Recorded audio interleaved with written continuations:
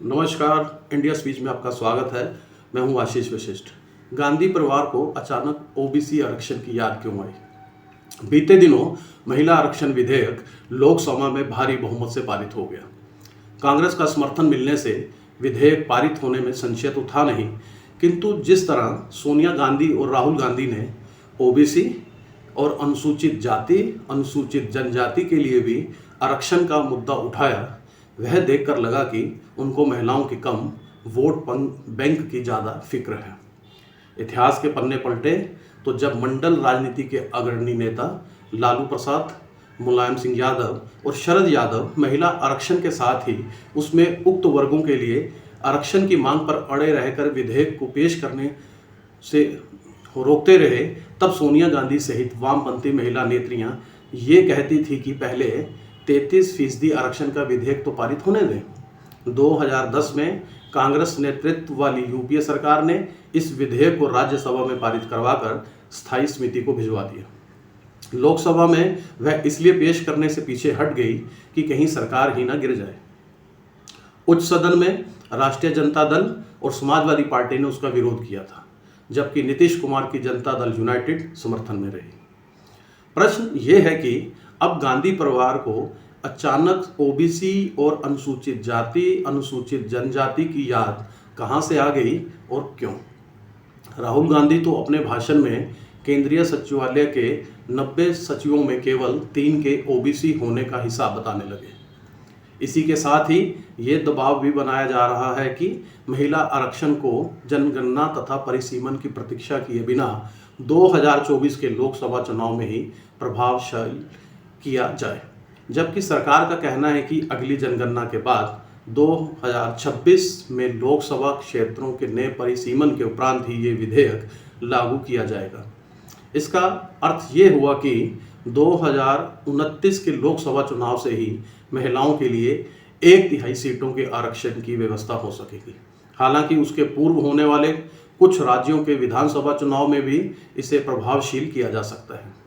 उस दृष्टि से यह प्रश्न लाजमी है कि फिर मोदी सरकार ने इसे संसद के विशेष सत्र में ही पारित करवाने की जल्दबाजी क्यों की?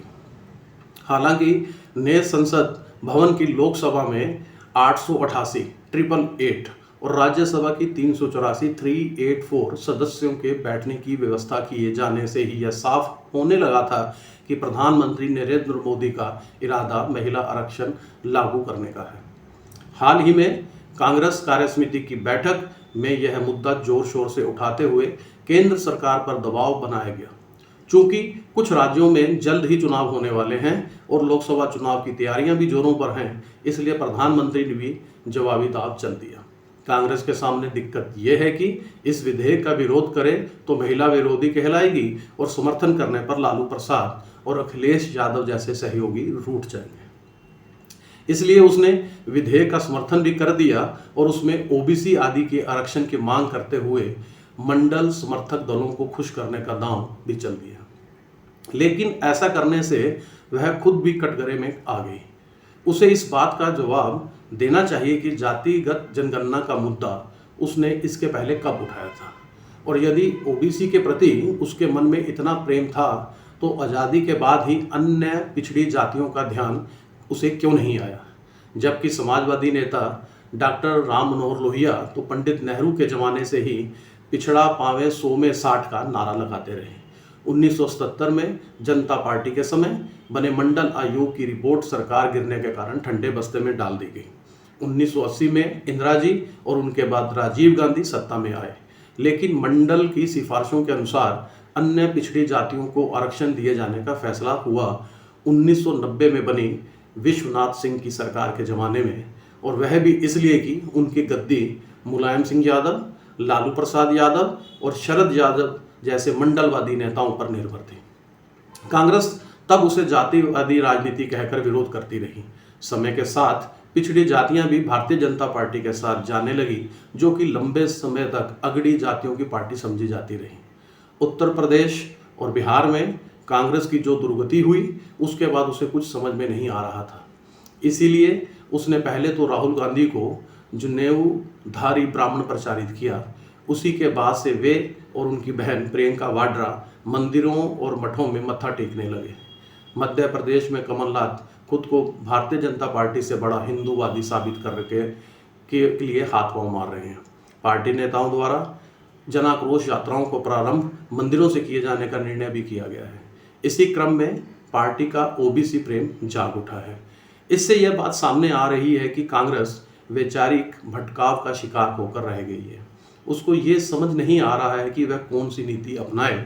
उसे ये बात अच्छे से समझ लेना चाहिए कि दूसरे का मुद्दा छीनने की कोशिश में वह अपने मुद्दे खो बैठती है। राम जन्मभूमि का ताला खोलकर उसने भाजपा के हिंदू वोट बैंक में सेंध लगाना चाहिए, परंतु उस फेर में मुस्लिम वोट बैंक भी उससे छिटक गया। आज कांग्रेस की नीतिगत दृढ़ता इतनी घट चुकी है कि वह उदयनिधि के सनातन विरोधी बयान का विरोध करना तो दूर, अपने उन नेता पुत्रों तक को नहीं रोक पा रही जो उस बयान का समर्थन कर रहे हैं। महिला आरक्षण विधेयक का समर्थन करते हुए उसके भीतर आरक्षण का मुद्दा उठाना इसी का प्रमाण है। इन सब से यही लगता है कि पार्टी की कर्तव्य विमूढ़ता से उबर नहीं पा रही है। यही वजह है कि विपक्षी गठबंधन में शामिल दल भी कांग्रेस को ज़्यादा भाव नहीं दे रहे हैं। उम्मीद है आपको ये वीडियो पसंद आया होगा। इस वीडियो को लाइक करें, शेयर करें और हमारे चैनल को सब्सक्राइब करना ना भूलें। मिलते हैं अगली बार फिर किसी नए मुद्दे के साथ। तब तक के लिए नमस्कार।